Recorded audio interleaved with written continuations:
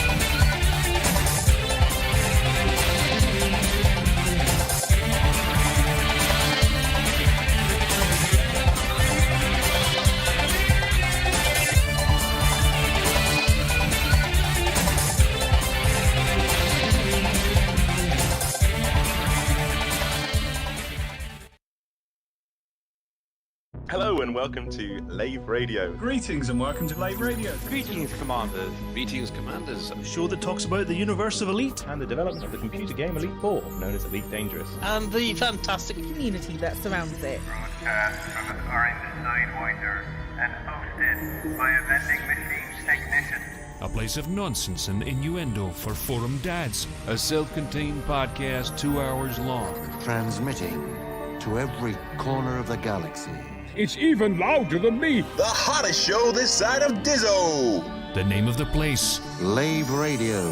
Lave Radio. Lave Radio. Lave Radio.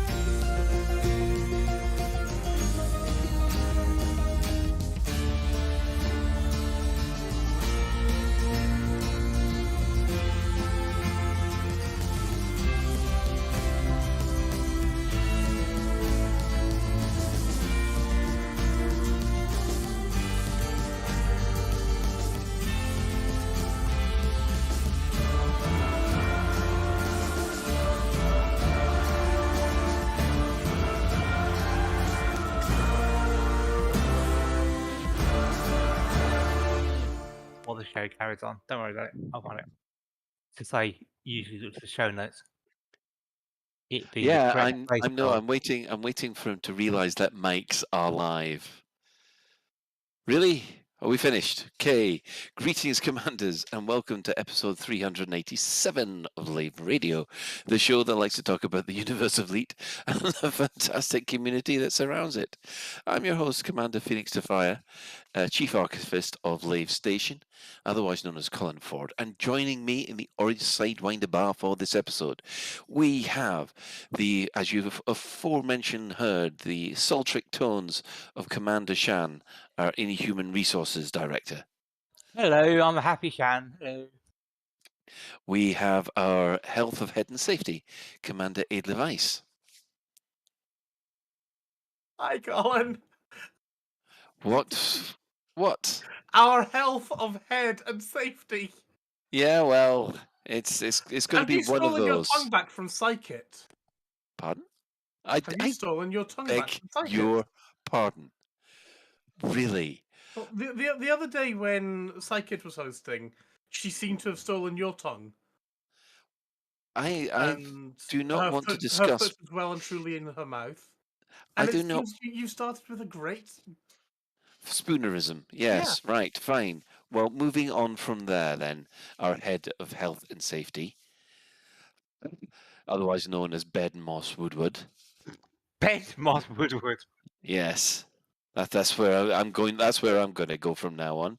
Right. Also, we have our ambassador from the East India Company. That's Commander Mac Winston. Hello. Hello. Have I got your name and title right? It sounds like you have more or less, yeah. Yes, good. At least that's what, 1 out of 3 so far. That's not too bad. Winston. And also Ed Lewis. And also joining us to discuss all things happening in real life, we have the legendary Karen. Oh, as in hello. as in Lavecon Karen. So we'll just quickly now if you wish you can join us live. We are hanging out in games somewhere. Are we, Ben? Again, he's gone quiet. Yeah, we are indeed. We're well, Miggles and I have both gone retro, which we'll probably cover later. Mm-hmm. Yes, I can see that. We're in Lave Station. Yeah, they're looking very, very Apollo landings there. Yes. Yes. But if you can't get to us in game, you can join the Twitch chat channel. You can just access through laveradio.com/live, click on the live chat, go to Twitch TV/laveradio or Facebook or YouTube. We'll be broadcasting, and we're even broadcasting on Twitter. Yay. So we'll actually do what we're going to discuss this week is basically the usual development news, the store alert, have a little bit of a discussion about things which we've still to decide at this moment in time, and of course the usual community cover up. But first of all, we'd like to talk with Karen, because obviously Lavecon is happening this year, and we've been getting a lot of questions. So Karen, would you like to just explain where Lavecon is, what dates, and how things are going to be different this year? Sure. So this year Lavecon is the 15th to 17th of July, which was a little bit later than we originally planned. We'd initially planned it for the first weekend of July, but then somebody unhelpfully put the Grand Prix on that weekend. Yeah, I know, right? Which is why we've also had to move location because, Grand Prix. So we are in sunny Milton Keynes rather than Northampton, specifically at the Kent Hill Conference Centre, which is very exciting. But on the good news, it means we've got more bedrooms, which means we can fit in more commanders, more people, and that's awesome. If we sell out of bedrooms, I will be slightly shocked, but, don't take my word for it because, these things can happen. So it's a different layout, which means that it will feel quite different. The venue is across well, the venue as a whole is across several different buildings, which are linked together with corridors and a courtyard in the middle and what have you. So you've got the bar and restaurant and reception, and where our registration desk will be in one building. You've got the bedrooms in a different building, and you've got the function rooms, which is where all the panels and talks and streaming and all of that LAN room will all be happening in a different building. But as I said, they are all linked with corridors, so you don't have to go out in the rain unless you want to.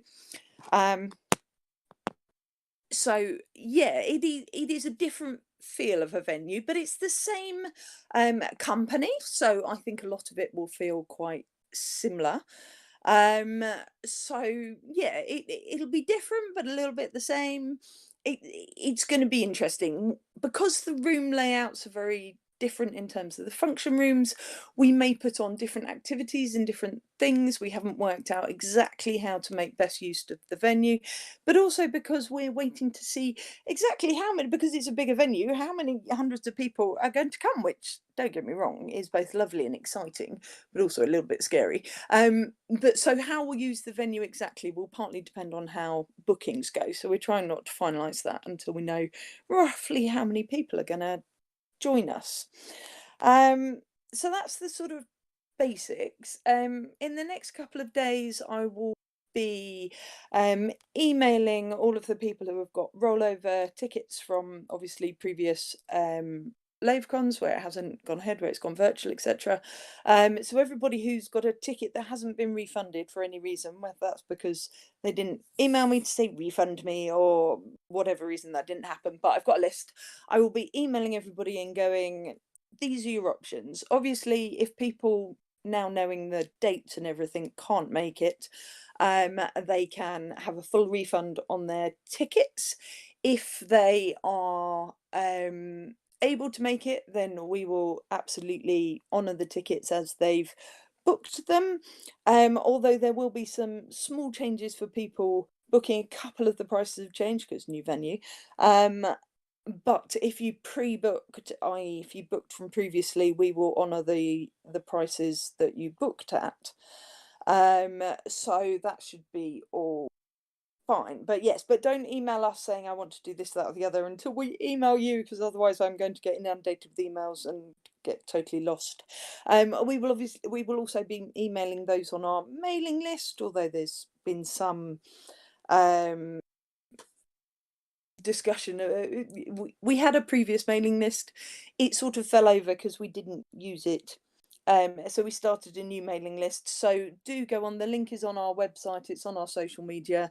If you're not sure if you're on it, please do check or you rejoin it, as it were, just in case, to be 100% sure that you are on the right mailing list. And then, yeah, that's all good. What else can I tell you? We've got a couple of questions in the chat. I mean, Commander XLA has been saying, what is actually the max capacity of the hotel? I'm not 100% sure. I can't remember how many bedrooms they said. That's terrible. I think it's about 400. So that's like, 4 times the number we had previously. So don't quote me to the exact number, but it's in that region. So yes, the chances of selling out of bedrooms is quite low. We will, however, not be taking, even if there are rooms available, we won't be taking bookings that include food, which is the gold and silver tickets, right up to the day before, because obviously if we get 100 bookings, the hotel won't be able to feed you all. So at the very least, bookings including food will close a month before the event to give the hotel a chance to get in the right amount of food. So if you do want a hotel room, don't assume there will be capacity and therefore to book at the last minute. But on that subject, we are opening bookings a week tomorrow. So that's the Wednesday, the 4th of May, I believe. Mm-hmm. So we are opening bookings. As I said, we don't expect them to sell out completely. Hopefully by then everybody will have received an email if they've got an existing booking. So we'll have been able to sort of sort out some of those things so that they know what they've got, what they haven't got, what they need to book, what they don't need to book. But as I said, don't panic. They shouldn't sell out in the first half hour going on sale, I say, touching wood. But yeah, so no, it's good. I do know that some people have been asking, will that Frontier be attending this year? Are they in touch? I have no idea. I have dropped off an email. I have not heard back from him. I do have some other contacts in Frontier to follow up.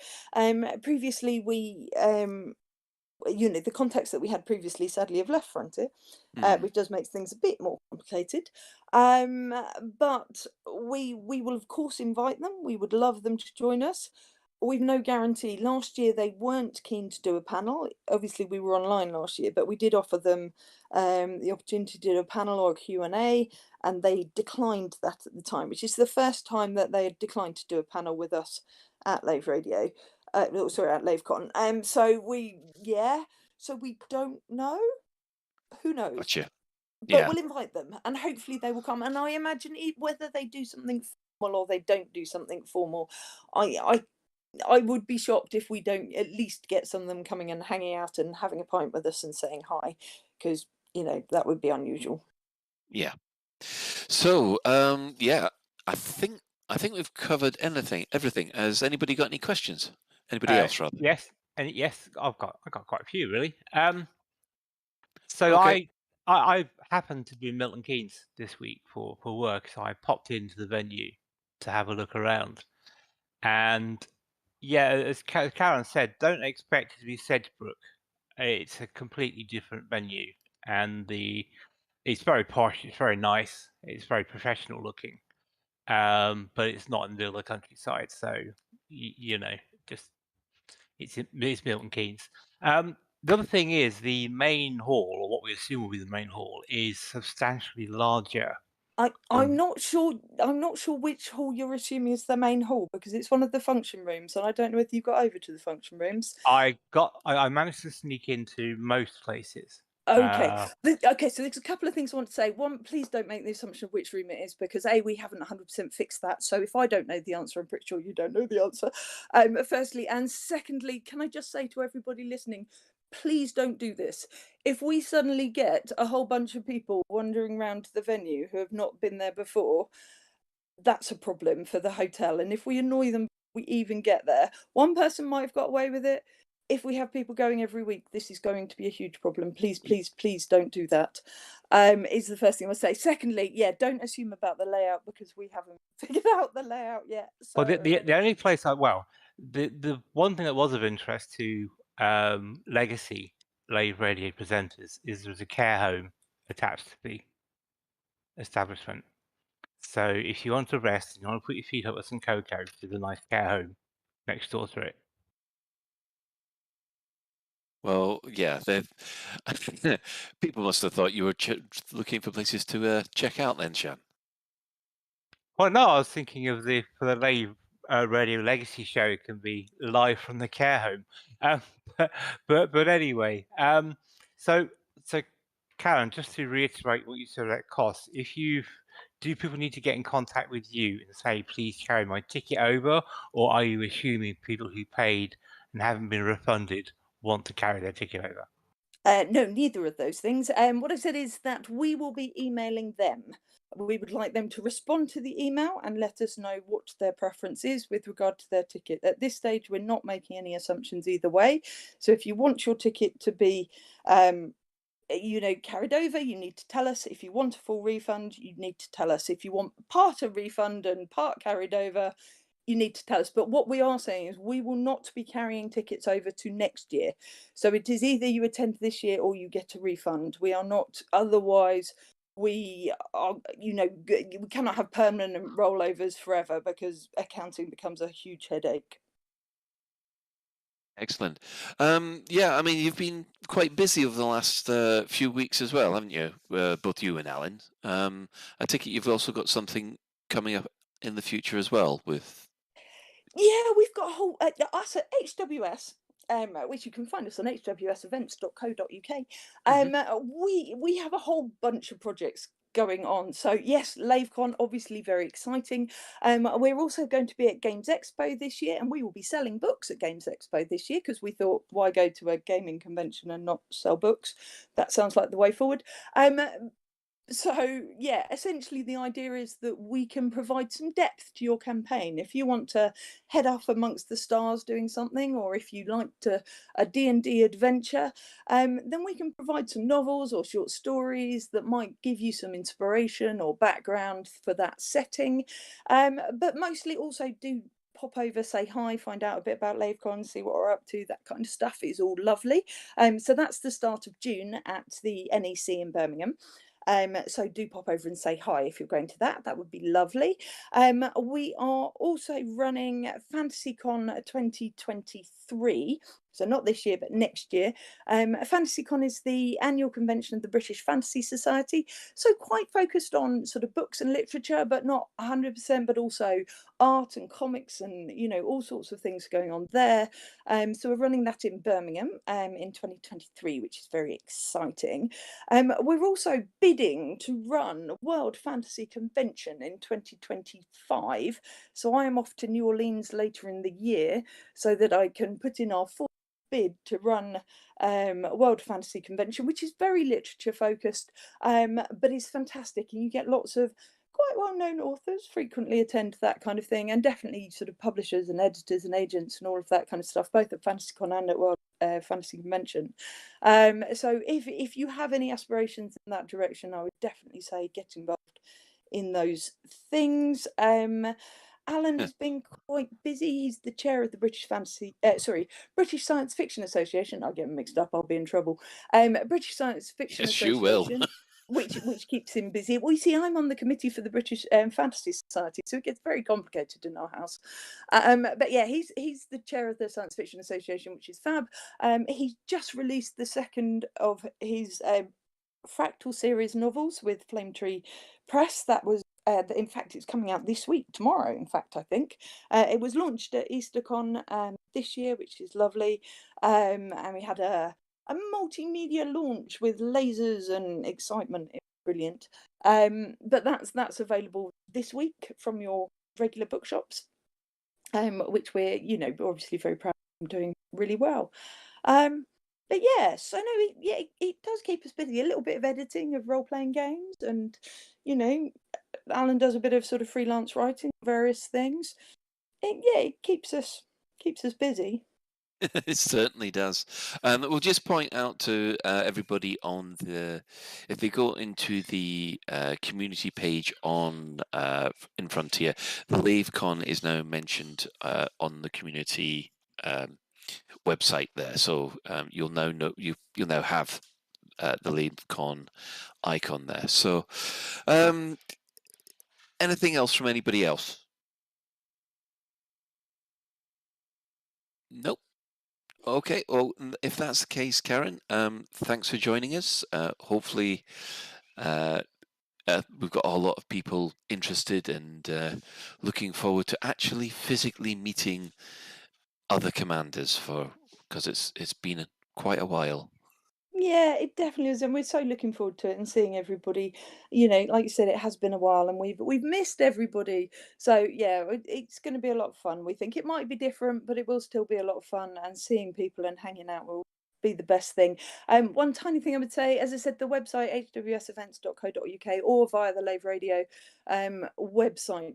Don't buy tickets anywhere else. A couple of people have said they've seen tickets that they thought looked dubious. Yeah, only buy tickets with us. We refund or transfer with us. We don't allow people to transfer tickets on their own because we don't want them sold at a higher price. Mm-hmm. So yeah, buy them with us. Don't buy them from anywhere else. And obviously you can follow us on Twitter or Instagram or Facebook, all of those things. HWS, Lavecon, look for those things. Come follow us. Keep informed. Yeah.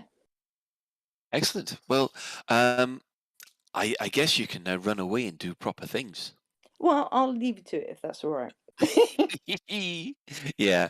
Okay then, Karen. Thanks for joining us and for bringing us up to date on Lavecon. And no, thank you. Take care. Bye. Bye. Right. Well, that's Lavecon sorted for everybody this year. I'm hoping to make it down on the Sunday. Fingers crossed. But so we'll just go around the crew and see what else they've been up to for the last week or so. So we can start with Shan. Oh gosh. This last week, I've been mostly doing adult grown-up stuff, like there's a few loose wires and not quite basically the wiring in our garage is a bit of a mess, so I purchased the relevant tools from Amazon and did my own electrical work, and much to Mrs. Shan's surprise, it hasn't burned down yet, so I was quite pleased about that. We went away to Darlington for a few days, Mrs. Shan and I, and we came back and the house is still intact and the pets are still alive, so that was good. Has Darlington burnt down yet as well? Sorry? Has Darlington managed to not burn down yet as well? I don't know, but it seems to be all right. It was quite a nice weekend, It was really. like that when you got there. Yeah, we left it as we found it, which is more than you can usually ask for. So what else? Yes. Okay. Sorry, I used to visit there quite a lot. I just thought, well, okay, that's an interesting place for a break. Well, the thing was though, we just fancied going away, and this was we kind of looked for places on Booking.com, and we settled at the hotel at Scotch Corner because it had a nice spa and sauna and Scotch Corner. There, that would explain it. And things like that. So let me see. Gaming wise, I'm halfway through Mass Effect 2. Did a couple hours on Elite this last week, earning some credits to last another couple of months of carrier billing. So yeah, just basically chilling out really. I'm kind of on a wind down from. I've got a slow kind of wind down for the summer, getting ready to go on holiday. Excellent. Okay. We'll pop over to the Isle of Man to Mac. How have you been, sir? Hello, very good. In fact, I was in Milton Keynes this last weekend. Not another one. I hope you didn't visit. I hope you didn't visit that hotel as well. Yeah, we got told off. I got told off for doing that. Even though I was very efficient, I went around with a suit on, an iPad, looking as I owned the place, and no one pestered me. You need to wear a yellow jacket to really. If you go around with an iPad and a yellow jacket, nobody will. The event is a training center, so if you have a lanyard on, even if it's not a valid lanyard, the fact you got a lanyard and look official, people won't pest you, and it works anywhere. Yeah. Anyway, I was in Milton Keynes. I have funny enough, this is probably this first Lavecon I can actually get to because it's in Milton Keynes. We have friends in Milton Keynes. The trouble with the other hotel being in the middle of nowhere, it might as well be on the surface of the moon for me because not being in England without a car, you need somewhere accessible by public transport. And I was absolutely over the moon to hear that Lavecon's going to be in Milton Keynes this year because we have friends there and they also play Elite Dangerous, so we'll probably all go this year. But no, I was there. I was actually there to go to Bletchley Park because at the National Museum of Computing, April the 23rd, which was Saturday, was the 40th anniversary of the launch of the Sinclair Spectrum. So they had a little event on at the National Museum of Computing, which I went to, and there was a talk by Sir Clive Sinclair's son, Crispin Sinclair, which was interesting to hear about what life was like in the Sinclair household.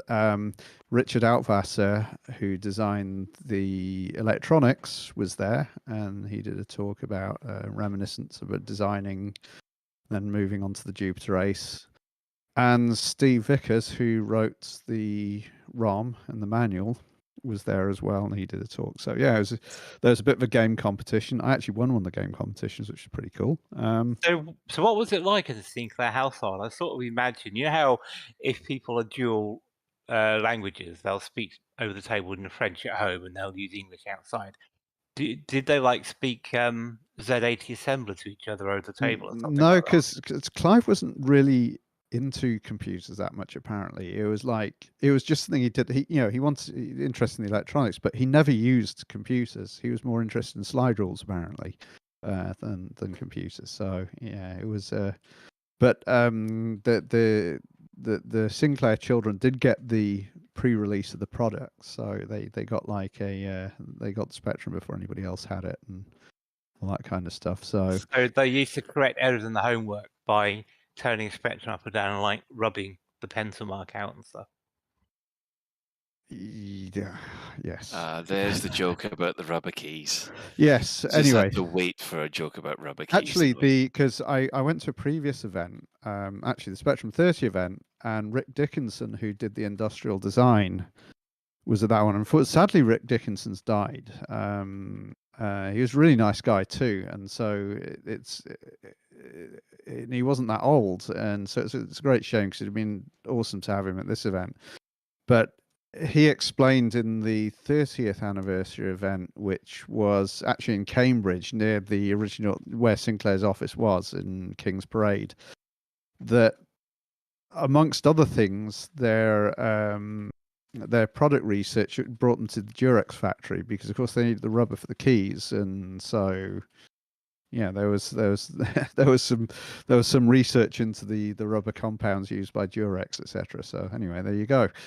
So yeah. If you were going to tell us that the keys for a Spectrum were basically recycled from used Durexes, No, I think they I'll weren't. feel a bit sick. Yeah, no, I don't think so. But the other cool thing. You don't think so? You cannot confirm or deny. No. It was the testing out of the compound that makes my mind boggle. Yeah. But the other cool thing, because of course it was at the National Museum of Computing, and they actually had I've not seen the Colossus running, but they had it running this particular weekend.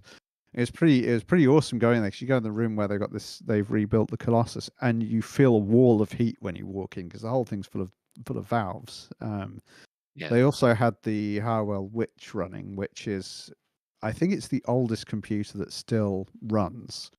And it's a Decatron computer, so the memory is Decatrons, which basically cold cathodes, either neon or helium-filled tubes, which they're like that storage elements, and the rest of it is made out of basically telephone exchange relays. So it's all so it makes lots of clicking noises when it's running because it's all relays. It's all relays and tubes. Cool. But it was a very cool weekend. So it's good to see our friends in Milton Keynes. The only fly in the ointment was on the way back. There was travel chaos because engineering works overran on the railways, and lots of trains were cancelled. The train we finally got on, we had to get an earlier train to make our flights home, and I worked briefly for about a year and a half for British Rail back in the early 90s, and I have never seen a train this packed. The driver threatened not to go because it was too overloaded. It was that bad. But eventually we did go, and he said, and they sort of grumpily announced that they'll be running at reduced speed because of the overloading, etc. But as long as you got your flight in time.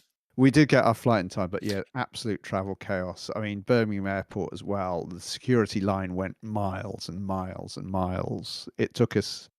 It wasn't too bad in the end. I thought it was going to take a lot longer, but it ended up taking about an hour to get from getting off the train to getting to the departure lounge. Okay. Well, on that note of travel nightmare, Ben, what have you been up to for the last couple of weeks? Surprisingly little travel apart from dropping my kids back from Birmingham up to the north, and we did have a bit of travel on the M1 where there was issues. Well, it's the M1 at Easter, so you know.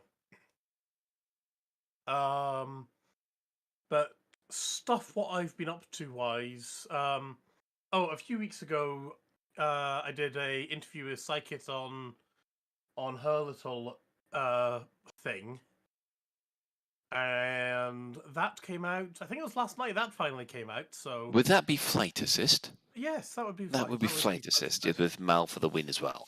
Yes. Mm. So Yes. that came out yesterday, I believe. I've not had a chance to listen back to it yet, unfortunately.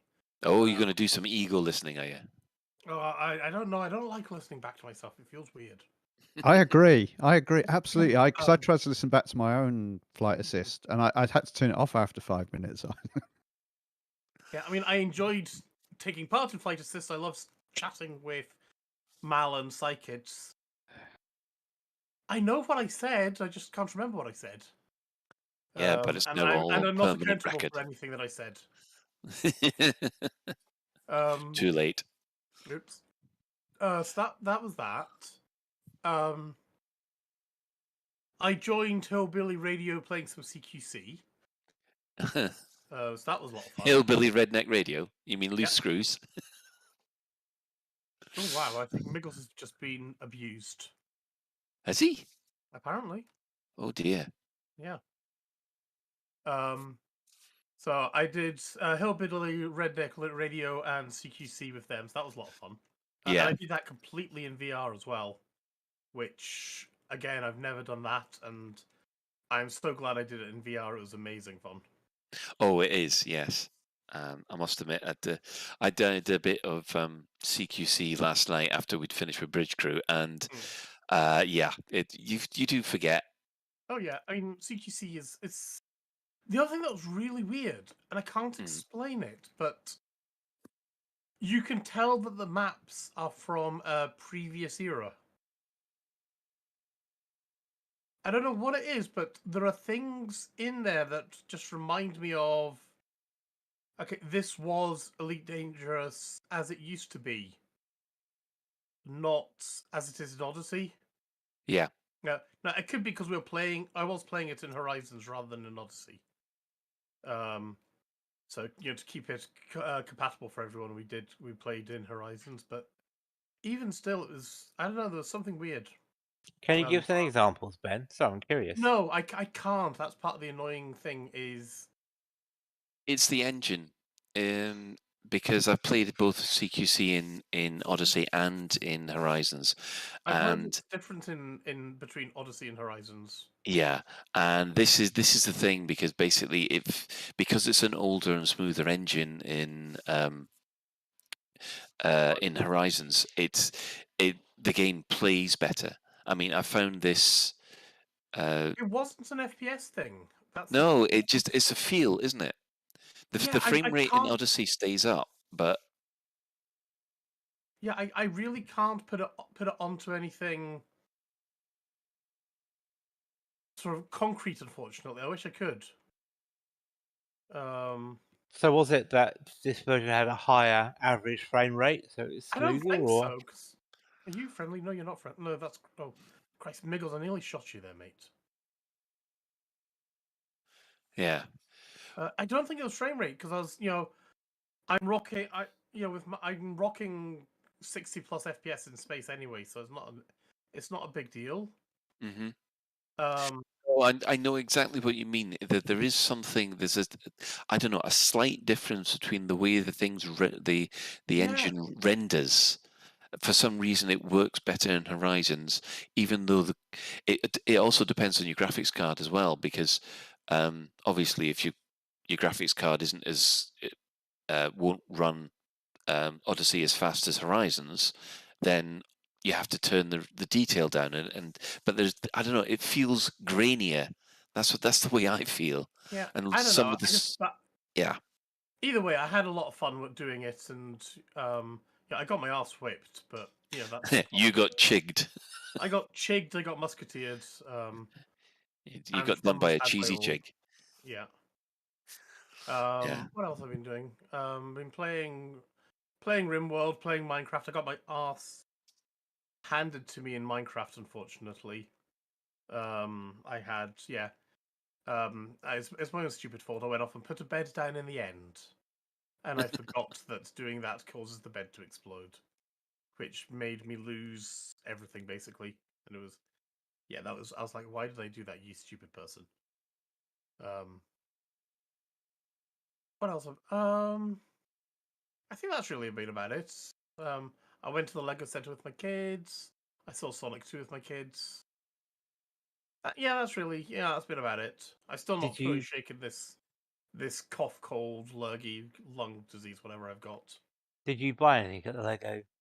Oh Christ, no! I've not made. Actually, that's a lie. That is a lie. I bought some Lego minifigure keyrings because they weren't a complete and utter fortune.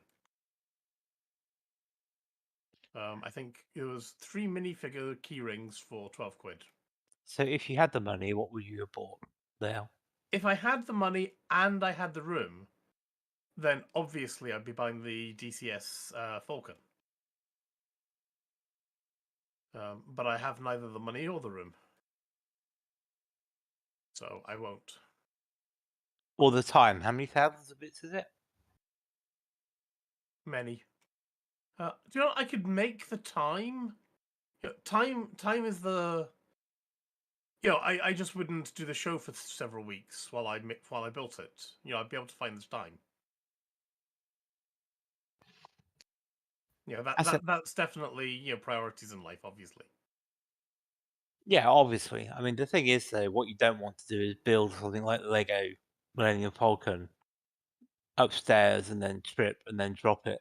Well, I mean, my brother-in-law actually has the Falcon, and is somebody shooting me, or is that me getting hurt? He's got the Falcon, and he's managed to break it twice, I think, now, while he's trying to build it. But he's also got, various... Well, he's got arthritis and fibromyalgia and various other things that means he has very low control over his hands. But I suppose doing the Lego helps that, does it? Helps that, but then do it too long and it's like, ouch. But then he's like, do anything too long and it's ouch. But it's it's good to use them and keep things in use, even if it hurts, I guess is the way I'd say it. Something like that. Right. Well, yeah, he's managed to break his one twice now, at least. Well, apparently, the Xeno bunny has escaped, so Colin has been off for a minute. So yeah. Does Colin not realize it's not escaped? It's actually in my dinner pot. So I don't know, but don't tell him. I would hope he doesn't cross the streams while trying to capture the Xeno bunny. Oh, I don't know. But anyway, development news. Let's move on to that. I think there was a frameshift news, don't we? Well, there was a frameshift live this week.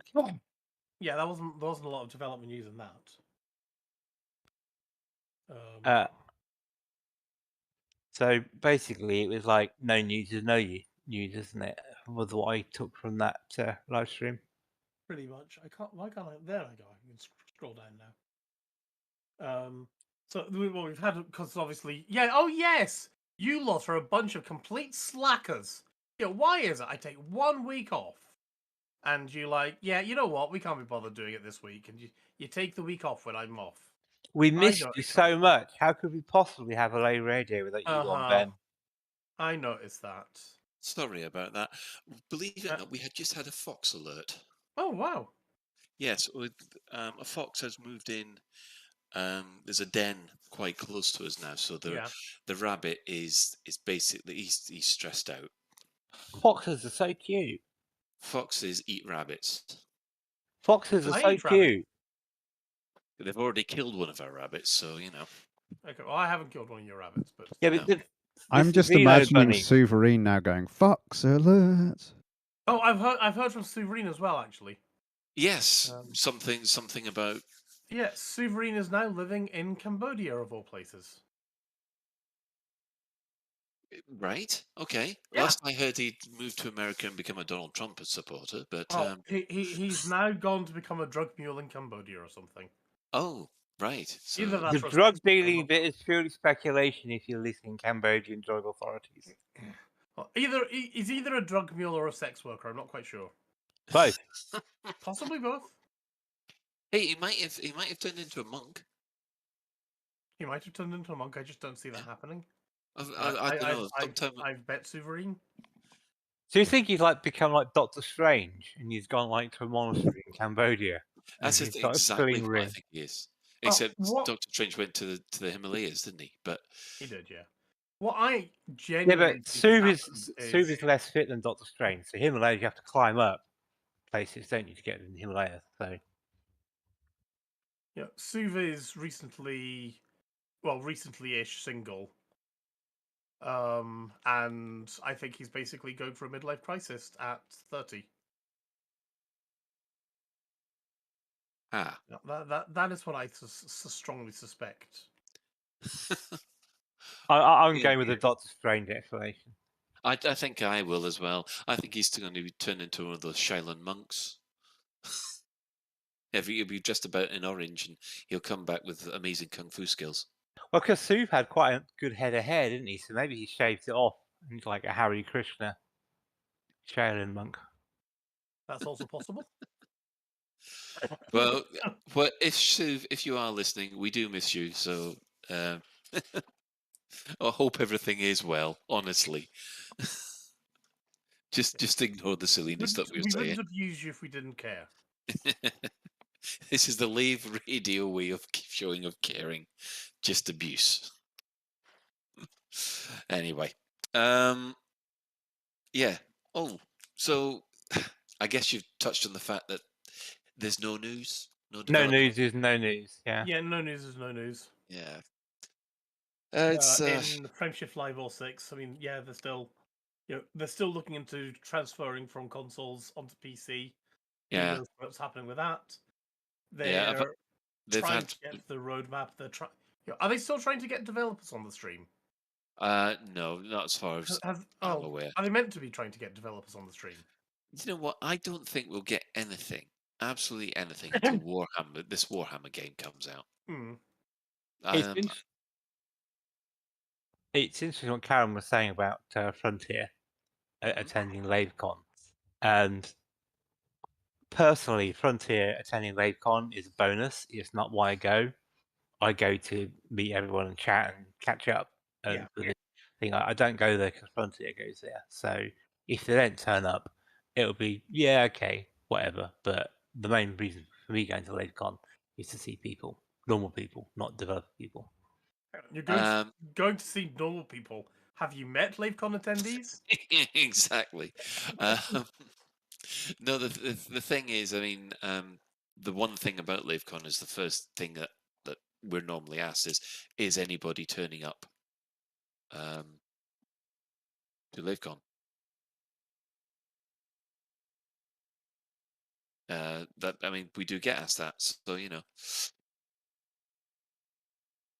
I hope they do, and I hope they have something new to say at Lavecon. I do, because there's nothing worse than people turning up and then saying, "Well, we're here, but we can't tell you anything."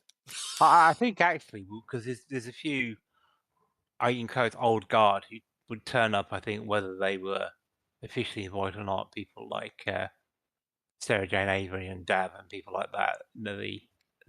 They live fairly close, don't they? And so I'm pretty sure they'll turn up.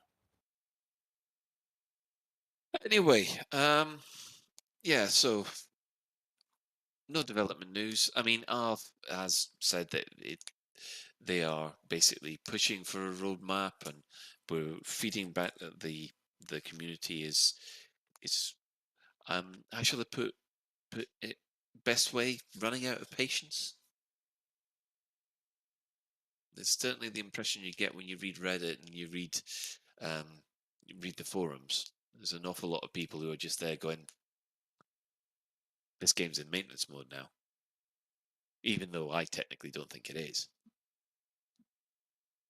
I think that's another subject we can all talk about, because that can lead down a nasty rabbit hole, can't it? It can. It can. We also had a discovery scanner happen this week, which effectively was more of the same. The discovery scanner was highlighting probably the same community events that we will be highlighting later. Yeah, that's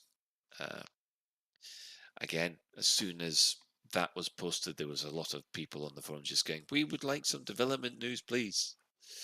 However, one thing that they have done is they have updated the Azimuth Saga thread to bringing the story up to date. Now, this has got everybody a little bit excited because the only time they ever do that is when something big's going to happen regarding to the Azimuth saga. Now we know that the CG was cancelled last week and that something's going to happen this week, but we just don't know. Did they give an explanation why it's cancelled last week? Apparently they discovered a bug in it, which does imply that there's more to it than just your standard CG. And a lot of people went off and did things in advance because it had something to do with collecting Thargoid bits. And they've gone and said, "Oh, go on, Corinne." There was a thing with the Thargoid scannery doofer that apparently this bug has been logged several years ago, and I guess it just wasn't realised that there was a bug with it, and they went off and did something that relied upon it, and then realised, oopsie, it doesn't work.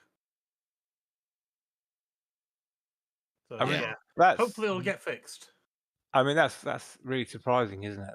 There was a bug that was logged years ago and hadn't been fixed. Sorry, I'm being a bit grumpy about it, but yeah, okay. Yeah. It's. Does that mean we're going to get an update so that the bug will get fixed before they can do the CG then? Or they just won't do that CG. Fair enough. Hopefully it means that they now know about it and they're like, oh shit, we should really fix this bug, and it'll be pushed up the queue in Jira, and then they will actually fix the bug. That'll be nice. Hang on. Update 12. Was this the same bug that caused the CG to fail when the Thargoids first came out? Because if I remember that one of the CGs failed because there was a bug using the limpets, where you had to sample Thargoids using those damn limpets, and it wasn't working properly. Yeah, there was, wasn't there? Is it the same bug? Because I'm sure I've been able to sample Thargoids using that limpet since.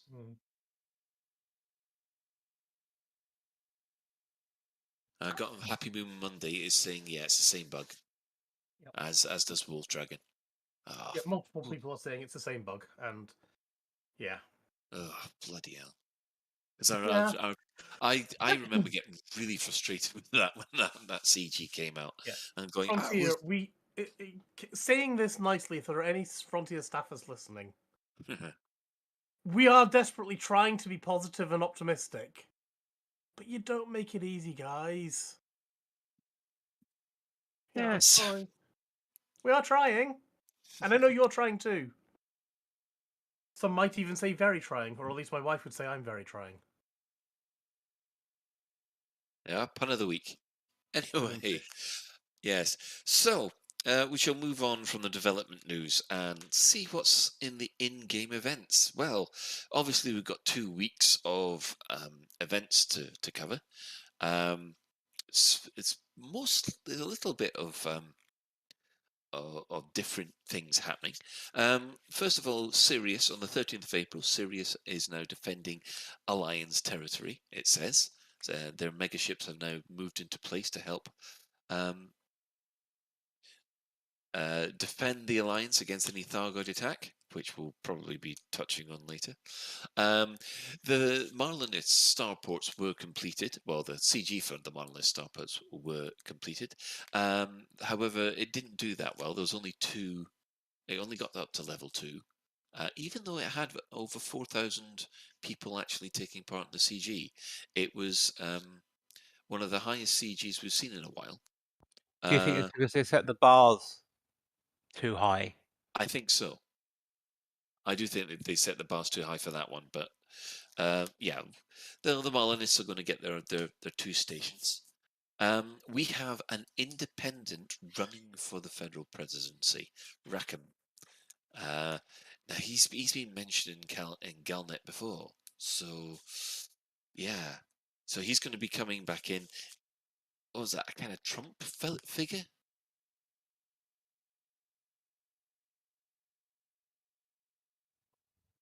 Don't know. So yeah, he's going to be running for the federal presidency. Salvation has strengthened his bonds with the superpowers, with members of the Federal Navy, the Imperial Navy, and the Alliance Navy, all able to join up with Salvation to help fight Thargoids without them being penalised. Yeah, Shan, you got something about Salvation?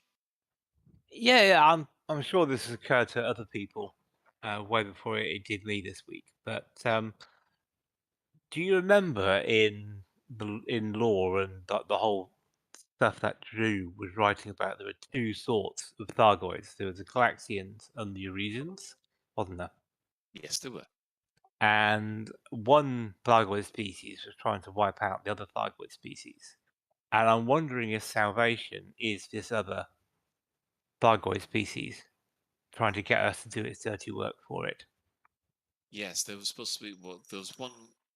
Oh, I can't remember the exact ones. I do have the book, but I can't remember off the top of my head. But one of them is using humanity as a meat shield, apparently, or that was the theory. But we haven't heard anything outside those novels. Well, there was the whole club stuff, that wasn't there? That was all linked in with what the club was supposed to be about, wasn't it? And Yeah. that was actually in game, though, wasn't it? This whole Arisians and Calaxians thing. Yeah. So theoretically, it's in lore. And I was just wondering, because it seems awfully convenient. All of a sudden, Salvation pops up from apparently nowhere and goes, "Hi, I'm everyone's friend. Have some free weapons to help you kill your tyrants." Yeah. Ben, you have something you'd like to respond to? Yeah, so not me, Mister, is saying I can't see the point of the 2-hour format Frontier stream when they've got nothing to say. And Frontier are basically now in a position of they're damned if they do, they're damned if they don't. You know, we've been moaning, and we were moaning for God knows how long when Frontier weren't saying a single thing. Yes. And they've still got nothing to say, but at least they're saying nothing or something. I don't know. They're trying to engage. They're trying to engage with the community, and say that we are still here, we are still listening, but you're listening, but you're saying nothing. Yeah. But then as I've said, excuse me again. As I've said to you guys, I do feel that Frontier are now in a negative spiral, basically, where even if they went off and said, we fixed tiling, consoles and VR are all coming to Odyssey, and we'll all get ships and zero-G maneuvering or something like that. Yeah, if they gave Frontier would still be screwed with the communication, and we'd still be pissing and moaning about it. Yeah, I think it's one of these things where, I mean, it took. I go back to No Man's Sky when this kind of thing happens. It took No Man's Sky 2 years to get decent, and then another 3 years on top of that to get good. And all that time they didn't communicate at all. Jesus, what is wrong with my voice? They didn't communicate at all, but at least they were putting out positive content patches, which essentially did the communicating for them. Yeah, and that's what everybody wants. They keep on hearing, we've got great things coming. Okay, you got great things coming. Put your money where your mouth is. And that, are we going down this rabbit hole now, or are we going to pull up before we hit the ground? I think we'll pull up before we hit the ground, because we're only halfway through. Yes, the jip whiz is going already. Whoop, whoop, pull up, terrain, whoop, whoop, pull up. I am so looking forward to TopCon 2. Sorry. Whoa, that was a tangent. Right, back to the in-game events of what's been happening in Elite. Young Ree, who is the head of the Sirius Corporation, has basically put out a PR piece to show. Yeah, we're putting on the happy sidewinder onto the Twitch stream to cheer everybody up. He said that he's done a PR piece to show off how good Sirius has been for the entire human race, saying this is our company. You might think we're bad guys, but actually we're good guys, type thing. And then a couple of days after that, the three superpower systems were overrun by Thargoids. One Alliance, one Imperial, and one Federal, which is only sort of like Susong's only sort of like 70 light years away from Earth. So, and we've got no response. They put out a call out for independent pilots to defend us against the Thargoids. We've definitely touched on this before, though. I personally don't think any systems in the bubble will be permanently trashed by this. Certainly not Sol or Akanar or any of the other capsules. They put too much effort into the bubble to burn it and to do that, and because it would really mess over new players as well. But on the other hand, I think sometimes you need an apocalypse in a game to freshen things up. I mean, yeah, okay, so it would perhaps give it I mean, so long as they keep out the start area, I don't think it would screw up new players too much. But I think to inject a bit of, because we talk about this negative spiral and anything like that, it would definitely get you out of that negative spiral if you actually inject adventure and danger and really wild things into the bubble. So I think you could sacrifice a few systems to make that happen. See, I don't think it would, because I don't know about the rest of you, but I'd quite happy to see Stoll and Lave and Akanar and like to get blown up and burn. That don't really affect me at all. I think for yourself, then you'll have to find somewhere else to broadcast from, because we couldn't be Lave Radio if Lave's not there. Well, I'm sure we'd manage, but you can kind of see what it is. Definition to the hottest show this side of Deso, Colin. Well, with the other side of Deso, wouldn't we? But anyway, but you can kind of see where I'm coming from. There's a whole people, probably me included, who, if there was a CG that said what you do will determine the fate of Earth, I would make sure I was on the side that blew it up. So you're saying that you're a Vogon then, which we kind of suspect. Oh well, wouldn't you? I think most people would want us to mess it up just to see what would happen. Because saving it doesn't really do anything. You're not going to get a ticker tape parade, are you? You're not going to get, oh yay, Shanna's entered the system. So you're not going to get that. You might as well just blow it up. Have some fun. Well, the Thargoids are still being fought off in those three systems. So there's plenty of not CGs, but plenty of incursions and anti-Thargoid activity there. Rackham has now consolidated his hold in the Beta Hydri system on Friday the 22nd, and of course the Malinus colonies received their starport resources. Sirius yet again vows to defend the Alliance, even though they're not actually defending the Alliance at the moment. And the Como crew has now appointed a new council leader in their burger making business.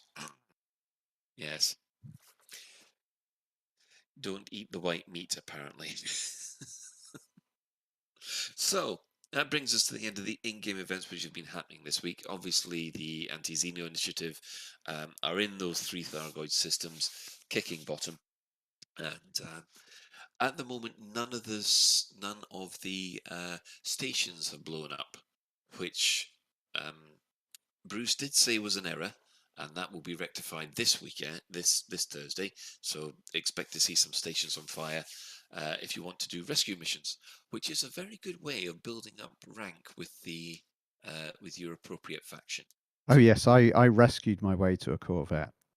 Exactly. You want a Corvette, you want a cutter, that's your best way to get them. Go rescue people. Be a Thunderbird. Do you have to rescue them, or can you just take them and eject them? No, you have to actually rescue them. You don't get the credit until you deliver them to the rescue ship, in one piece with all the arms and legs still attached. And breathing. And breathing, yes. Yes. You can just hear the disappointment. If the refugees arrive damaged, you do not get a reward. Oh. Oh, he says. The disappointment. Well, it's that time of week, please.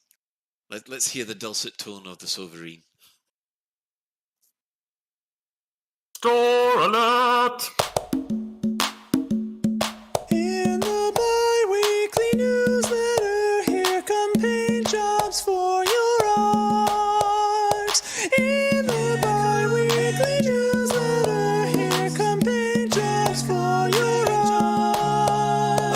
A store alert, a store alert, a store alert, a store alert, a store alert. Which one will you buy? A store alert, a store alert, a store alert, a store alert, a store alert, a store alert, a store alert. Which one will you buy?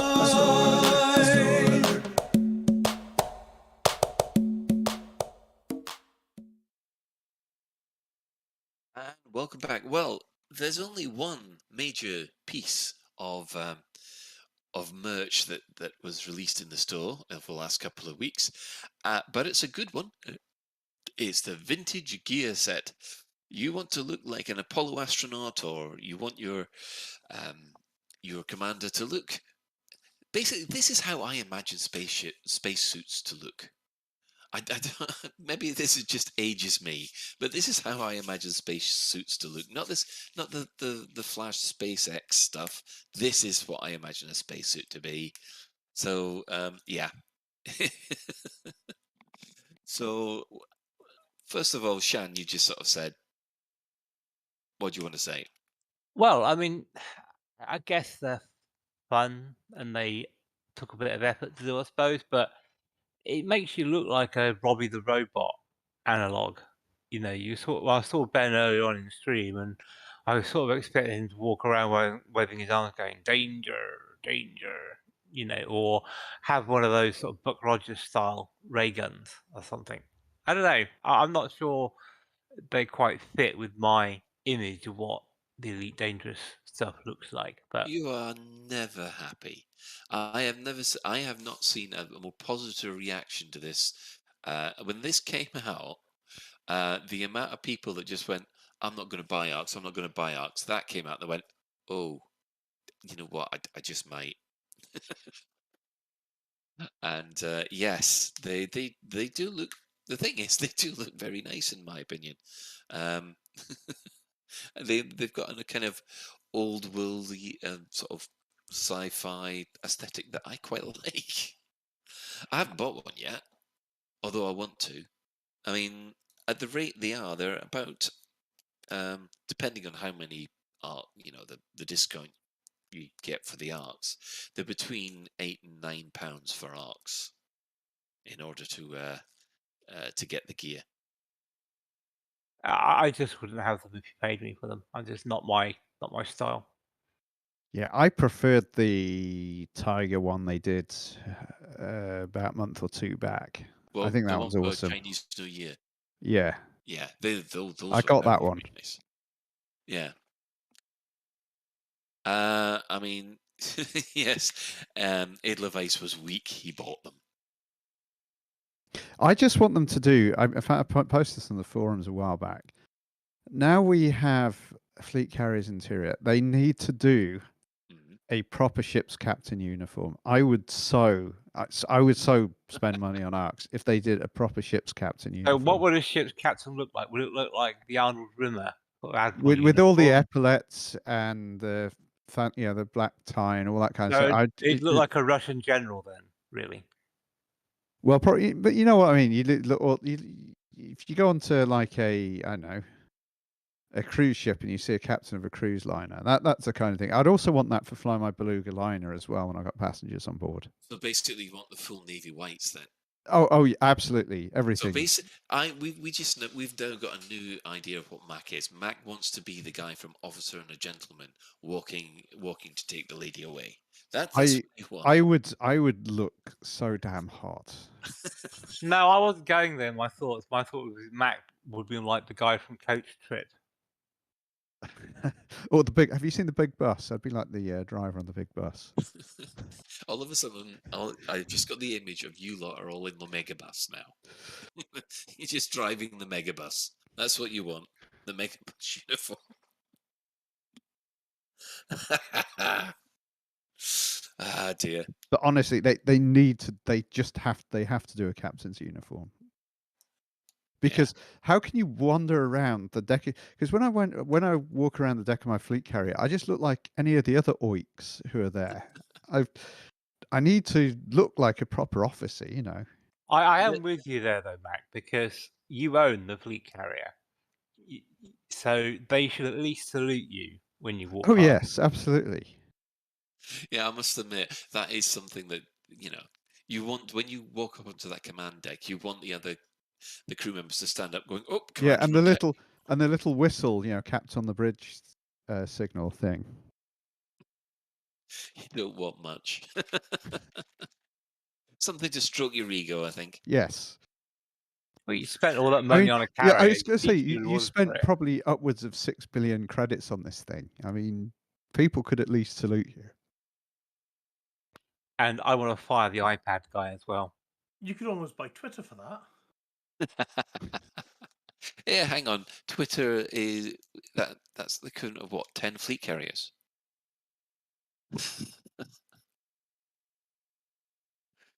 Ah dear. There's another subject and rabbit hole we ain't gonna go down. Right. I think we'll take some adverts now, and we'll come back with a improvised main discussion. You've flown ships at max speed.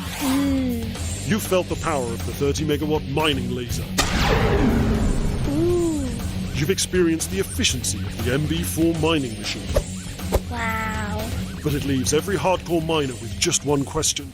Why can't I get a shave that's that fast, close, and efficient? Introducing the Saracen MB5 shaving drone.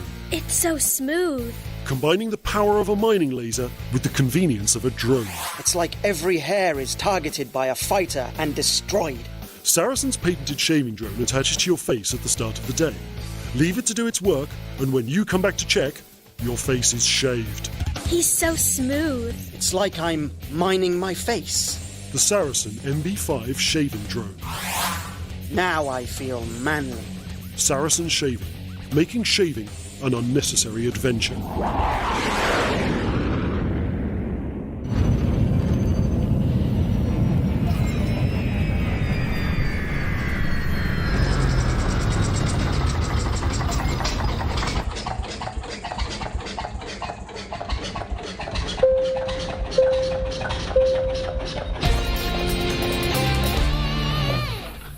This is a public service announcement from the Fuel Rats.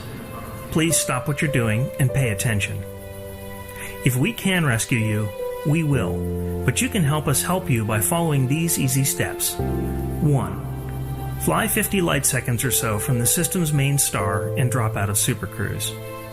2. Note down the current system and the nearest stellar body. 3. If you're on emergency life support, log out immediately. 4. Go to fuelrats.org and click Get Help. 5. Stay calm, hold your breath, and let our seasoned professionals do what they do best. The Fuel Rats. We have fuel, you don't. Any questions? Hi, I'm Trent Stephen Findless Jr., and I'm here to tell all you pilots about a great new service. Take a listen to my friend, Pete. My name's Pete, and I'm a long-distance haulier. I drive a Puma, shipping farm machinery from Leasty to Saweo. I love my family and I don't mind being a hard-working blue-collar dad, but I'm tired of seeing my family grow old in front of my eyes. Every time I make the run there and back, I lose 15 days in hyperspace. My family is starting to notice that they're getting older and I'm not. My wife had a baby last week. I did a week of shifts and now my kid's got teeth. I wish there was some way my family could get old at the same speed as me. There is, Pete. How? By buying into my new service, Findlist Cryogenics. We aim to put the freeze on the premature aging of your family. The process is simple. Our unique family centres allow you to drop off your loved ones on the way to work. Simply hire the number of cryogenic pods you need and keep your family asleep while you fly among the stars. We ensure synchronicity with your flight patterns so they spend the same time awake that you spend in the cockpit. And when you get home, bingo! Your family is the same age as you. Never lose family time in hyperspace again. We guarantee that you'll never miss another birthday, anniversary, or funeral. Wow, Trent, that sounds great. Where do I sign? Simply put your credit card details into our special webpage under the hashtag WeFreezeYourLove. We'll take care of the amounts, no need to worry about that. It's so simple. I can't wait to keep my family in a secure block of ice. It's a weight off my mind. Finderlist Cryogenics, now at your local spaceport. Finderlist Cryogenics, because the family that grows old together goes cold together. And welcome back. Now, one of the things that did inspire our little topic for this afternoon, or this evening, is the fact that people are paying sort of like £8 or £9 for these cosmetics, which, you know, dependent on whether or not you enjoy them or not, it's completely personal whether or not you get value out of it. However, we did think is if Elite Dangerous continues and it continues by doing smaller updates, we are wondering, first of all, would people prefer to pay for smaller pieces of content as it comes out, or would you prefer the content as it comes in one big dump in a season pass? And what kind of form would those smaller update takes? What form would these smaller updates take? For example, say for instance they turned around and said, okay, we will put full VR on foot, but that will cost you an extra tenner, as it is sent. Would that be enough, or do you think that would be too much?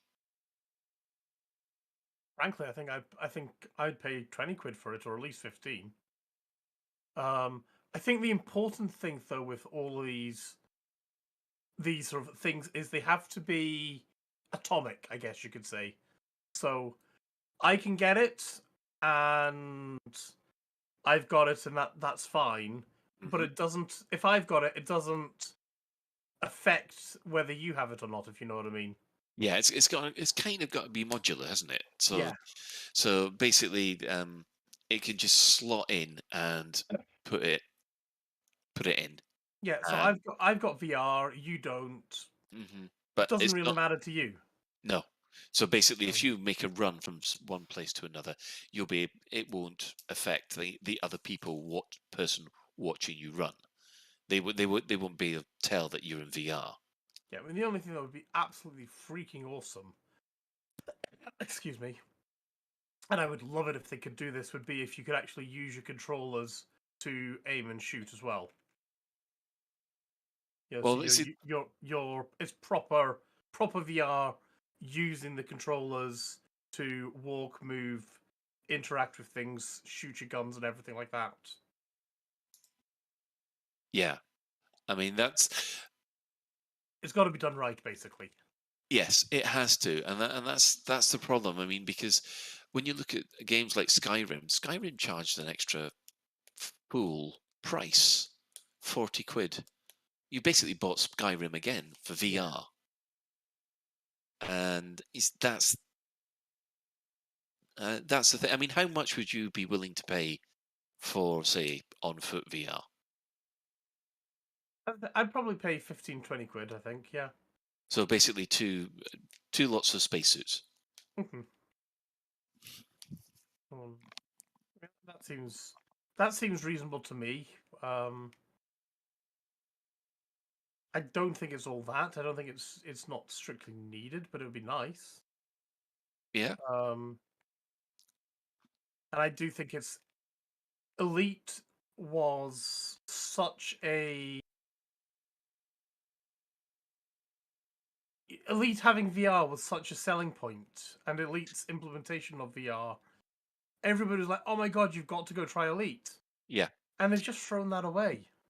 I mean, that is one thing that It's funny you should mention that because I've had a friend of mine that I had been bugging for absolutely ages to try Elite Dangerous on VR because he's had his VR headset. He's never tried it, and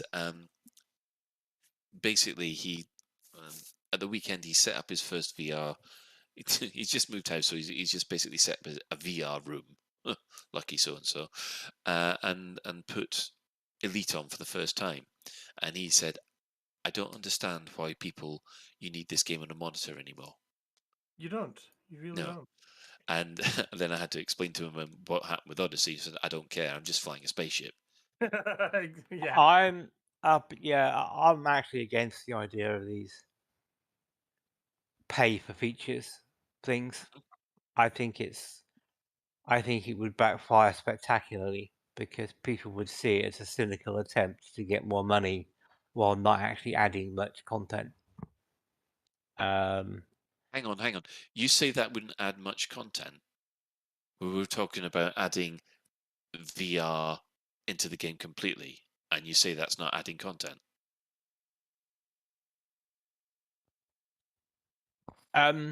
Yeah, basically. It just changes. VR is cool. I love VR in Elite. It's really well done. However, at a base level, all it is changing your field of view. And if I was to pay for additional features and content, I would want it to be an expansion in which everyone could enjoy, not just people with VR. Yeah, but why make Sai say pay for VR when she doesn't have VR? Yeah, that's not really fair either, even if it's as part of an expansion. And the other thing that we're not just talking about VR. Obviously, we're talking about it might be VR. It could be base building. That's another thing that people have been like, we want base building in Elite Dangerous, or but make it part of the expansion. Don't. Yeah, as I say, no. This is where I would go with this, right? I'd be like, okay, fine. You want Elite Dangerous to have. Actually, I'd say fleet carriers would have been an ideal thing for this as well. It's like, okay, you can have a fleet carrier. That's great, and you can do. We've got proper ship management and things like that.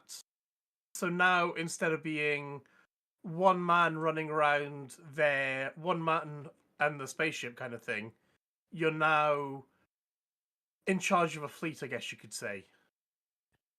Fleet carriers as implemented, I would classify that as pay to win. Yeah. Where I wouldn't mind. Do you remember ages? Can I just finish this? So, I think if you make it something, I personally don't care about fleet carriers or about base building, but I know a lot of people do. So I think if you had a fleet carrier, you can have a fleet carrier and that doesn't adversely affect me, or you can go and construct and manage your own base, and that doesn't affect my enjoyment of the game. And there are other things as well that you can do that doesn't affect my enjoyment of the game. Then go and do. You can pick and choose off the smorgasbord kind of idea what you want your game to be. And I don't think I see a downside of that. Because, you say it gives you an advantage. And yeah, sure, you could argue that fleet carriers give people an advantage. But you can also affect the game so that you can do things so that they don't give them that advantage as well. And they make money by managing their base. That's great. But you have to go and put money into manage your base, and I don't see any problem with instead of running around into a money sink as well. Yeah, it turns the base into a money sink, and instead of running around doing missions, you now have to spend your time managing your base, not what I would call playing Elite Dangerous. But if that's what you want Elite Dangerous to be for you, then more power to you. I mean, what we're on about here is basically not the huge Odyssey level update. We're on about smaller updates. There's still expansions, but they are smaller, self-contained pieces of game that we can add to optionally add on. Go on then, Sean. On a practical level, you're opening yourself up to a world of pain if you do those micro expansion and not have them available for everyone. Because quite honestly, what do you do if someone hasn't bought said bit of content and someone else has? How do the instance together? I mean, it's bad enough trying to get Odyssey to work with the Horizons, practically don't, let alone a Fleet Carrier expansion pack or a VR expansion pack or whatever. It makes it really difficult for version control and testing on a practical level. I mean, do you remember a number of years ago, there was some video files that made their way into the game directories, and they were supposed to be part of a mission pack? Well, they were rumoured to be something to do with a mission pack. Never turned out. Yeah, and I'm just that sort of mission pack content. Probably, if it was the price of a spacesuit for a $5, then I can say, well, yeah, okay, mission pack for a $5. Maybe you can pay for arcs with it, generate the money in game by playing the game. For it, I can see how that would be okay. But if it was standalone and didn't affect anything, but then the scope that you're talking about, it would affect everyone. I mean, a Fleet Carrier, for example, is a complete beast when it comes to manipulating the background sim. Yeah. It is and it isn't. I think it could be done in such a way that it isn't a complete beast manipulating the background sim. You know, it's like, okay, fine, you can go and load up that and it can be quicker, but you can. I don't see that as a negative, to be honest, Shan. I really don't. But you're paying real money for an in-game advantage, aren't you? But you're also having to pay real world. You're having to pay in-game credits to load it up. You're having to pay. You know, you've got your time to load it up as well, and they could go and slow things down, or there are ways that they could. I think we're getting off the subject here because the base, because I think the fleet carriers are actually a bad example, because you've just said there that you want something that doesn't affect other people's play when fleet carriers obviously would. But there are other options. I mean, if we went back to the base building thing, where you are basically creating what could be a static fleet carrier in an unexplored system, that could be just something that you start building it up. Someone else builds another base over there, but has a different economy. We could start implementing player-based economies. But as far as that's concerned, it's other commanders could still use those bases, but only the commanders that have bought the expansion can actually manage those bases. Same as, you know, only fleet carrier owners can manage the fleet carrier, but I can still go onto your fleet carrier and use it. Yeah, but as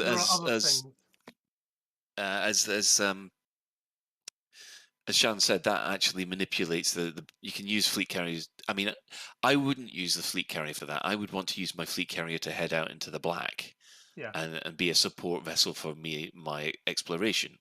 But I do think, you know, the mechanics could be changed so that the advantage that fleet carriers have manipulating the background sim and CGs is negated. You know, that's, you know, they don't have to have that advantage and give that advantage. But on the other hand, if you do that, then the main reason for a lot of people having a fleet carrier ceases to be. I mean, I got my fleet carrier precisely to manipulate the VGS. Yeah, and I think that's a cheese reason. I really do. I mean, but you know, that's why they exist, and But I do think it's so cheap. I mean, we have to. I mean, it's like supporting. Well, it's other things. It's a fleet carrier, so it carries your fleet. So if you're fighting a BGS war, where do you want your fleet carrier? Next to the conflict zone. Yeah. And I don't think that's cheese at all. That is their That's a entire valid reason for their it. entire reason of existence is to support BGS wars and that kind of thing. Mm-hmm. That's what I mean by manipulating the BGS is to primarily make sure your fleet is in the right place. Is in the right place, and Yeah. so you don't have to traipse to a station, God knows how far away from the high intensity conflict zone. You can nip back to your carrier repair and all that, and off you go.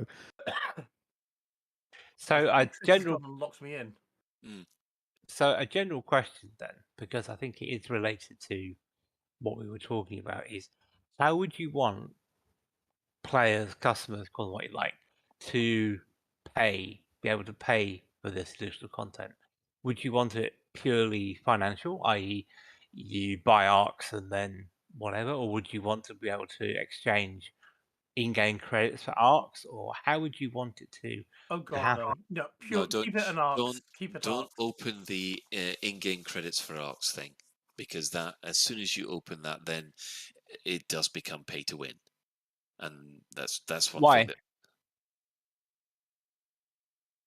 Well, it depends what you're going to buy for the arcs. Suddenly Isn't a it? way to you can convert cash into arcs, and you can convert in-game currency into arcs.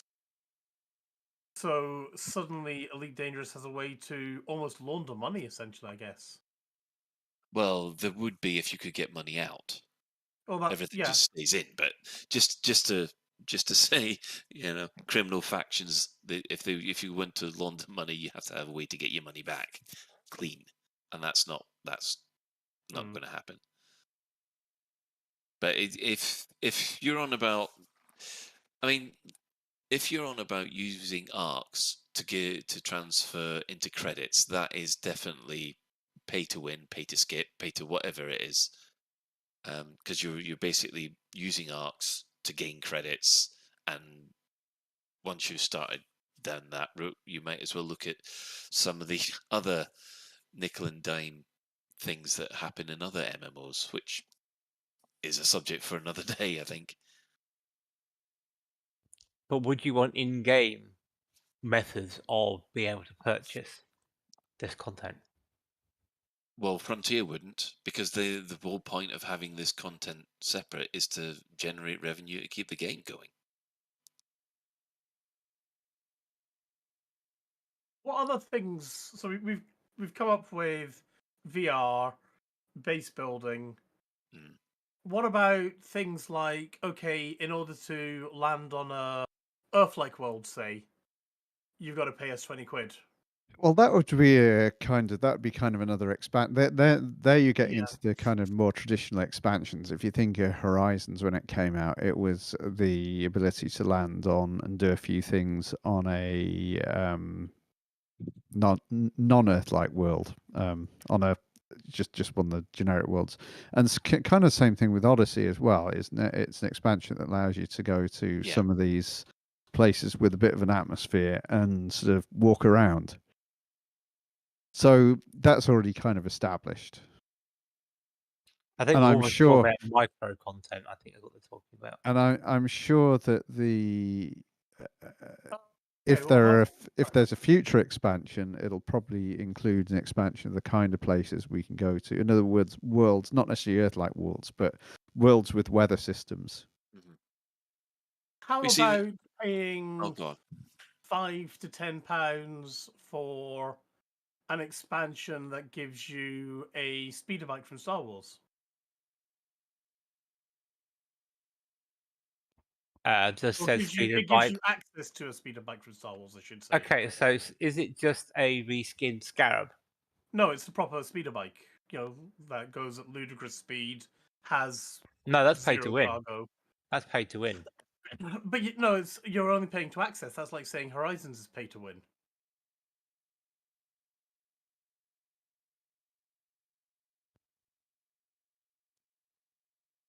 No. Right.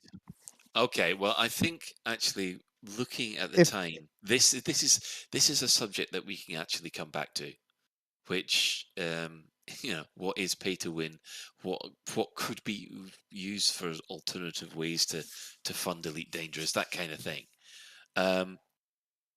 Because unfortunately, we're going to run out of time, and we need to do. There's a lot of community stuff we need to do. So I think we're going to have to draw a line under this before it starts getting a little bit too heated, and go on to the community corner. Right. Well, first off, we've got a new comic strip by Commander Das Jav, or C Das Jav on Twitter. He's got the little SRV. I take it you put this one in, Ben, because you're always That pulling wasn't up me. cute stuff. Oh, right. This was not me. I don't know who this was. It was me. Sorry. Right. Well, in that case, then, Chris, tell us about it. It's just a cute little comic about a little SRV, and I thought everyone should know about it, so I put it in the show notes. Sorry. So it's a good reason. I think it's a very fair little reason, but it's a very cute little SRV. So go along and give it a little watch if you're into that kind of thing. Are you able to share that on screen? Because yes, I agree, that is quite cute. I have not saved it for screen because I was not planning to be on tonight. I agree, it is cute, and it's basically about a little SRV that, well, that's spoilers. I think I'm not gonna give the spoiler. Link in the show notes. Yeah. Yes, link will be in the show notes, but you want to see it. Can you add the link to the chat as well? I think we can do that, can't we? We can do that. Yes. Right. Next up. Now, I saw this on Reddit. It's also been highlighted in the forums. The complete fleet carrier. You must have seen this. Someone has 3D printed a meter-long fleet carrier, and then wired it all up with lights and sound. That must have taken hours and hours. The 3D printers are not fast. They're not fast at all. And they're not that reliable. I wonder how many times it messed up before you got a good one. Or do you think he did it in bits? And then You'd have certain bits that you can't print something a meter in one go on. Well, at least any 3D printer I know of. Yeah, I mean, even my miniature models, they're basically sort of quarter models all printed out and then glued together. I mean, it's a phenomenal piece of work. I'm just trying to find the details on the forums now, but we have a link to his video that was posted on Reddit in the show notes, and you can see how much detail it is. It's a sort of like 1/3000th scale, and it's phenomenal. Yeah, it's 3 kilometers down to 1 meter. Yes. He done good. It's good. Yeah. Now, on to the big one, which unfortunately, I do wish Psychic was here, because then she'd be able to gloat. But she can't, because she's not here. The buckyball. We have just had the Wiccan-ware buckyball, which I think is one of the funnest ones that I've had. I always prefer these ones where they don't have an SRV.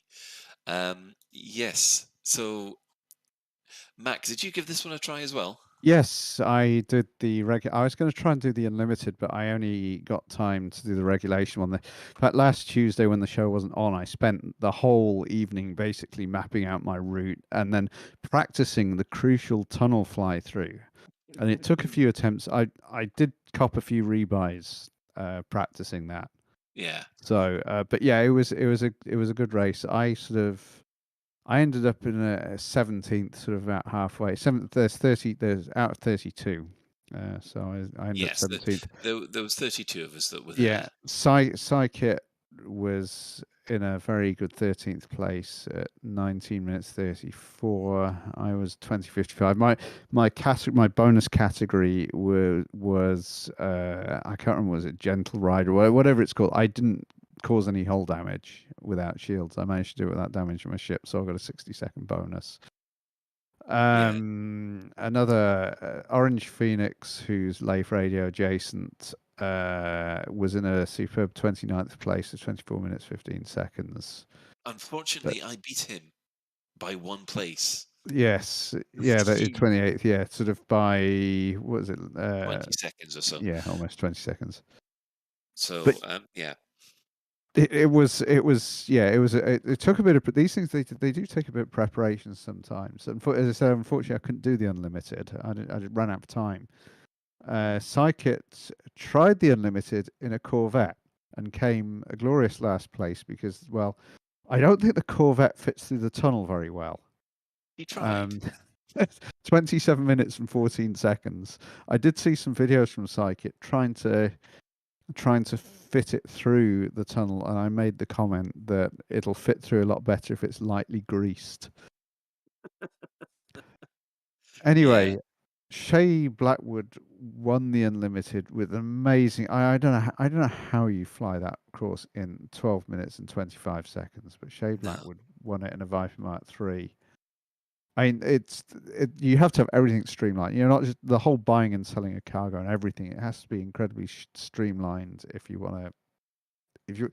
I just can't believe how that is incredibly fast. Yeah, I would recommend that you have to do this in Horizon, because one thing I did notice is that the way that the menus respond in Odyssey, it's a heck of a lot slower.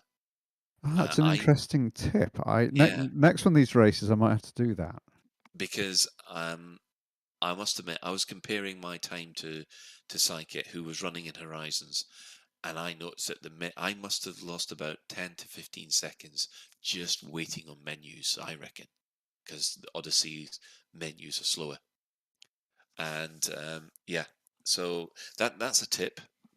You have to do it in Horizons because Odyssey is slower on that one. Yeah. I mean, I'm way down in 28th with 23:52. My slowest time was 32 minutes. I think my first, because I did a couple of dry runs. I think my first attempts were on the order of 25 or so, but I sped up with a bit of practice.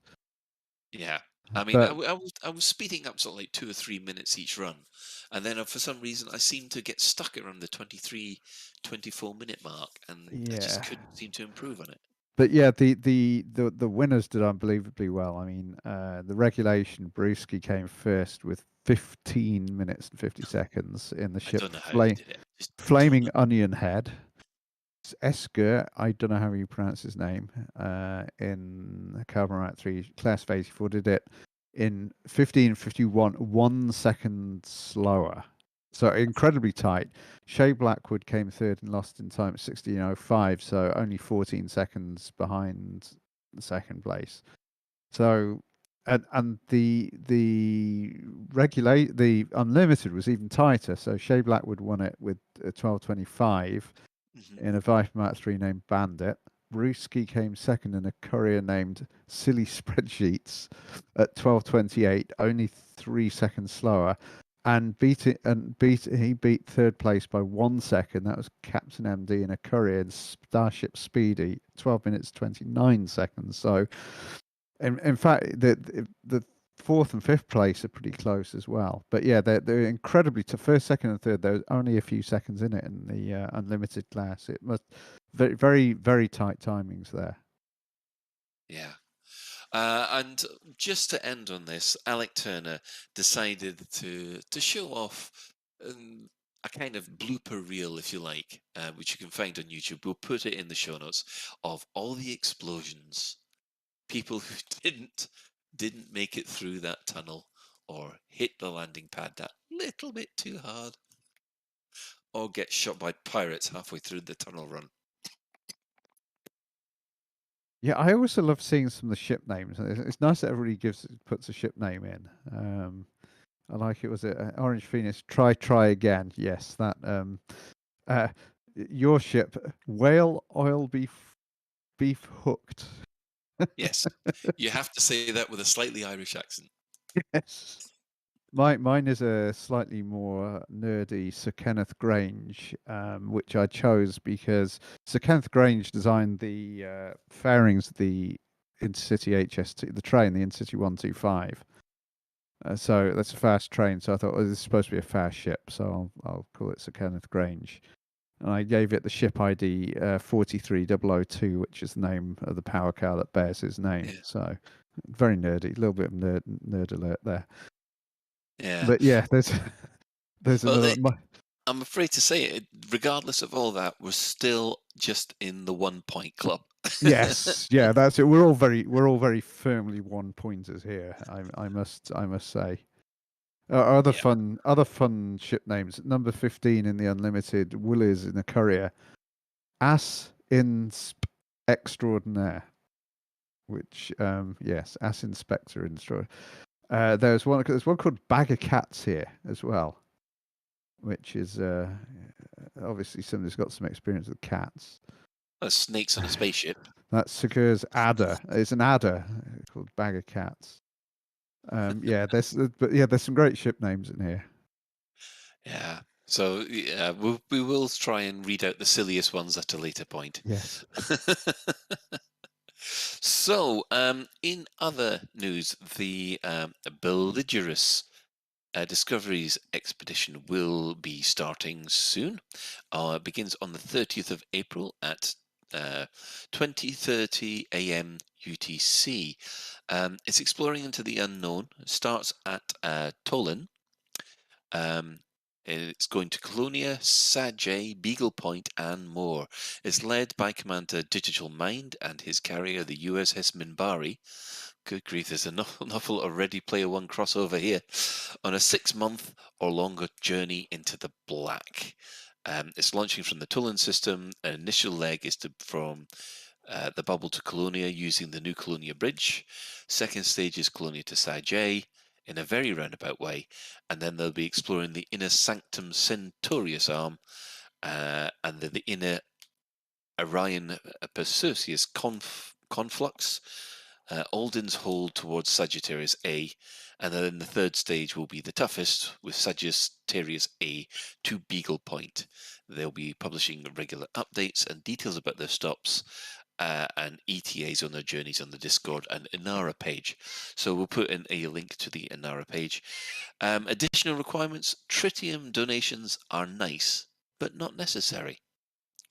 I'd say they're necessary.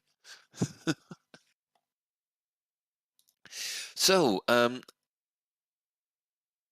I guess, has anybody got any other business that they want to bring up? Yes, a little bit of shameless self-promotion for the East India Company. We now own half the tea in the galaxy. We successfully took over Fujin, the home of Fujin tea. So we have, out of the rare teas, there are 4 rare teas in the galaxy, and we now have 2 of them. There's Tanmark Tranquil Tea, which we took over Tanmark, about 5 years ago, I think, and we successfully have become the controlling faction of Fujin. So we are going true to our roots. We're going for the tea.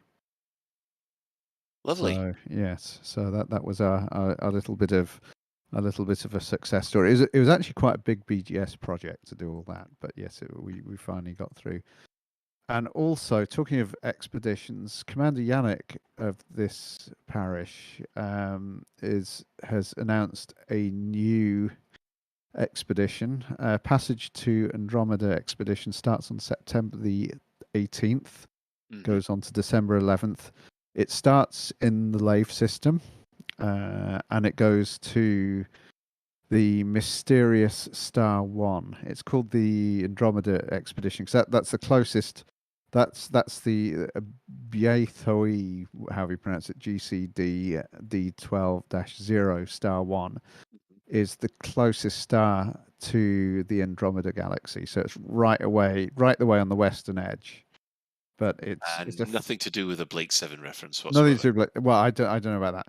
But the expedition is 167,000 light years long. There will be fleet carrier support.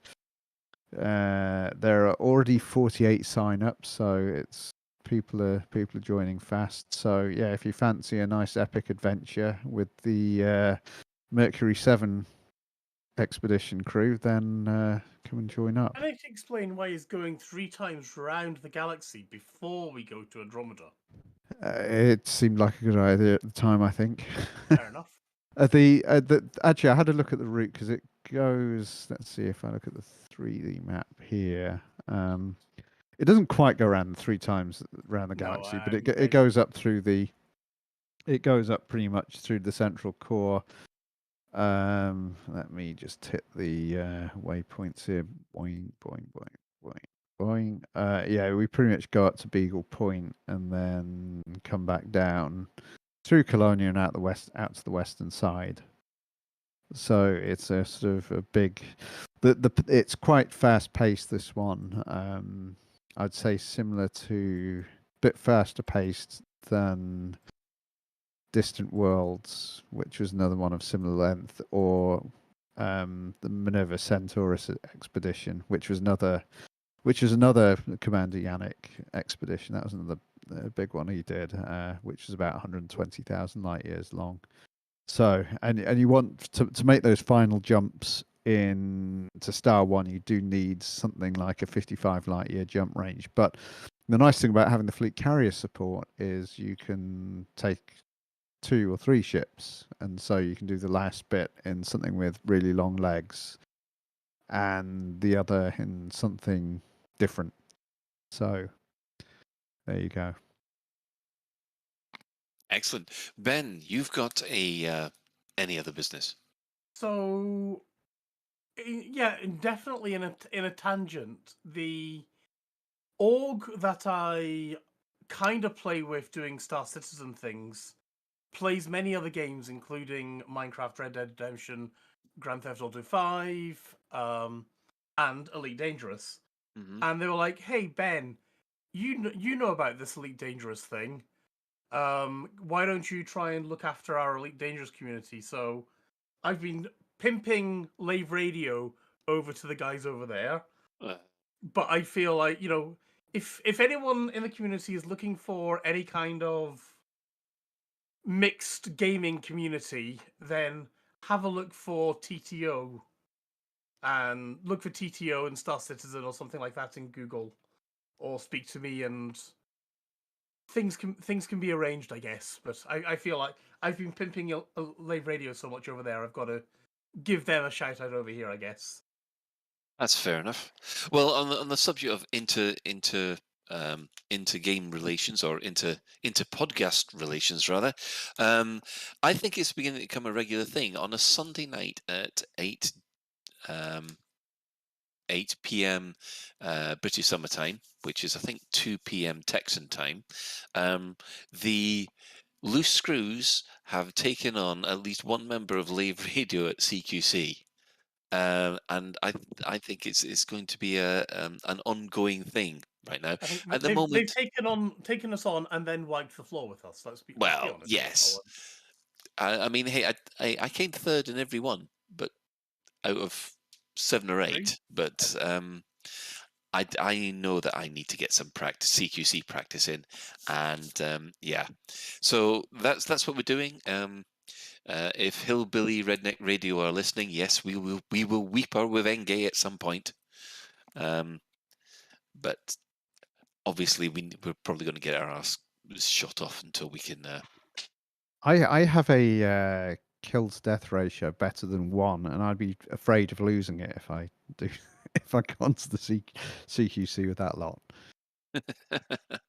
Mine was above 1. It's not anymore. Yes. Anyway, I think. We got another couple of shout-outs. You know how a couple of weeks ago I was saying there must be only one commander fighting off the Thargoids in Lembas?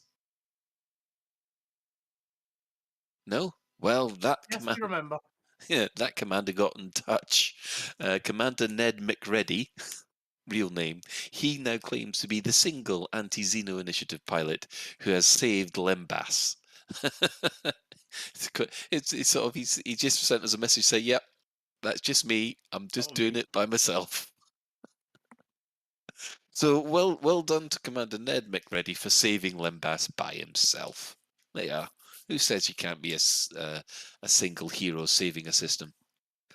And also, we had a lovely message from Commander Filakuti. I don't know what that message was, but it's in the show notes. Malik VR has got himself a custom license plate, which is 07 Commander, proud to be a veteran. And I think we'll have to do our other shout-outs. So, obviously, our sister station, Hutton Orbital Radio, it broadcasts on a Thursday at 8:30. You can tune in at twitch.tv Hutton Orbital Truckers, or if you just want the audio, go to radio.forthemug.com. For the discerning commander who likes a bit of CQC action, check out the CQC Discord at discord.me/EliteDangerousCQC. Especially useful if you are getting your backside kicked and you need some practice. We'd also like to give shout-outs to the following Elite Dangerous podcasts. So there's Allograb AM, Black Sky Legion, Canon Podcast, Spanish speakers have the Elitecast. There's a Fatherhood podcast, Flight Assist, this week with added Lave Radio. The Guard Frequency, Loose Screws, Squeaking Fuel, and System Chat. For those who want a literary discussion about sci-fi and fantasy, there's also the Data Slate podcast, as created by Alan Stroud. And following this, we have the latest Galnet News Digest, as provided by Commander Witherspoon and Commander Beetlejude. So we'd just like to thank everybody who's chipped in on the Twitch chat. And what in-game commanders have we had today, Ben? So yeah, I've had Miggles, Chris, and Mac have been running around with me. Another commander was here, and we invited him, but then he went off and ignored us. So I don't know. There's also Commander Mother 666 on Lave Station, who looks like okay. Yeah, who's ordering a drink at the bar by the looks of it. Sounds like a very good job to do. Sounds very nice. Yeah. And we also say special thanks to Commander Tokuso, JN Trax, and Alan Stroud, who have all created music for this show. So that is it for yet another episode of Lave Radio. If you'd like to get in touch with the show, you can email info@laveradio.com, hit us up at facebook.com/laveradio, tweet us at Lave Radio. You can join the Discord server by going to discord.io/laveradio.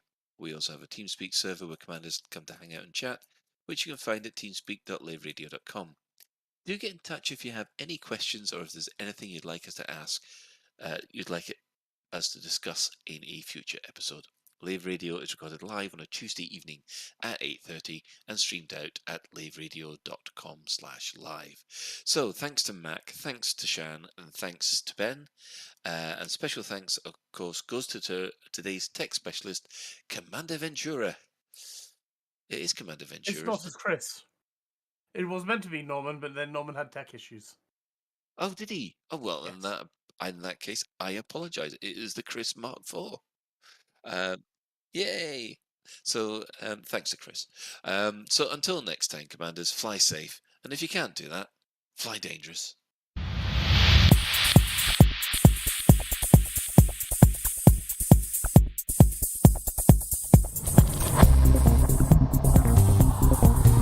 Is your life like this?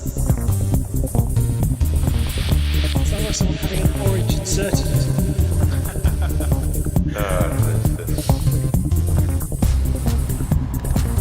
Need a safe word. Space can be done.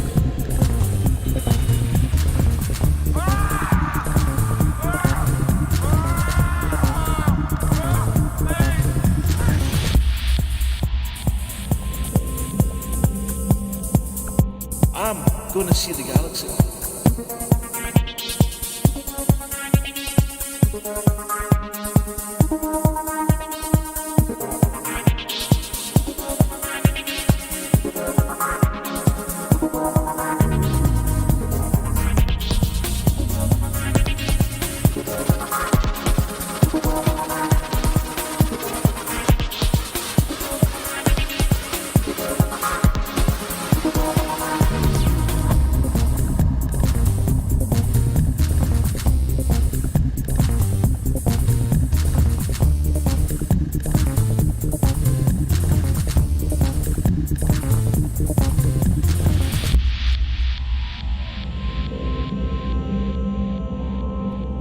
Ah, damn it. No worries, guys. Hold the fort for 2 seconds. I'll be right back.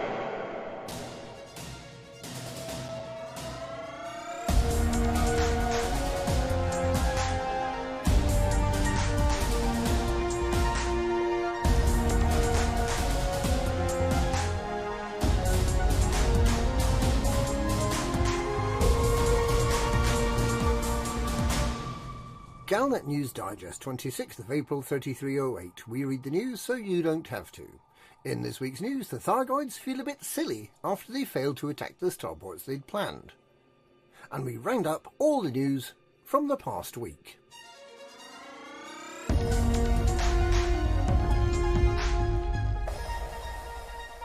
The failure of the Thargoid hordes to attack any starports in the Didio, Novus and Sosong systems last week, after they'd put out a press release confidently announcing the attacks, has left them looking around for someone to blame.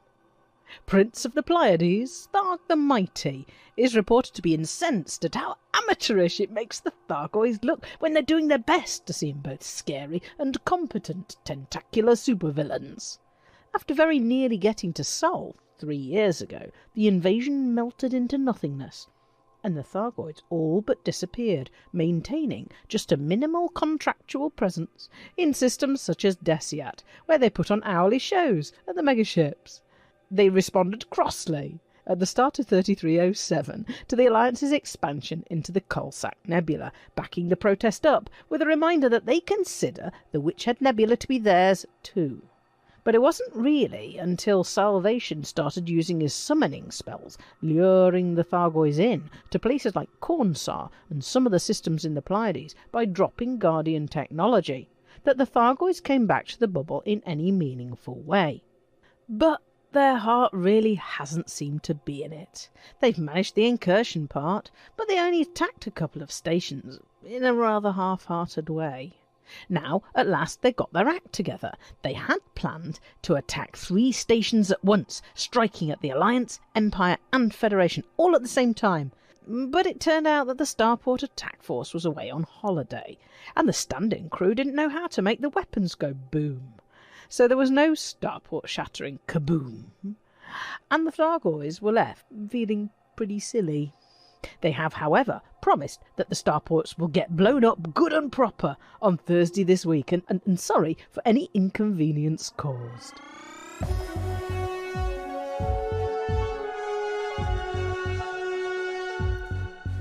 In other news this week, Archon Delane has appointed a new member to the Kumo Council.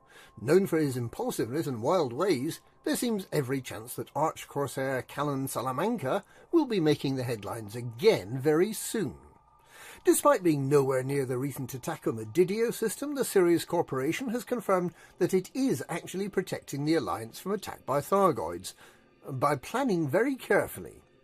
Alliance systems may burn, but by goodness, that Sirius defence plan is something to behold. Calico Zach Rackham, the federal pirate and businessman, is insisting that he comes from Beta Hydri and not from a small independent anarchy after all. This is not remotely believed to have anything to do with Rackham getting ideas about running for president next year. Beta Hydri is reported to be suffering from a liberal helping of Rackham's attention, which means that he's bought up and redeveloped huge swathes of the planet.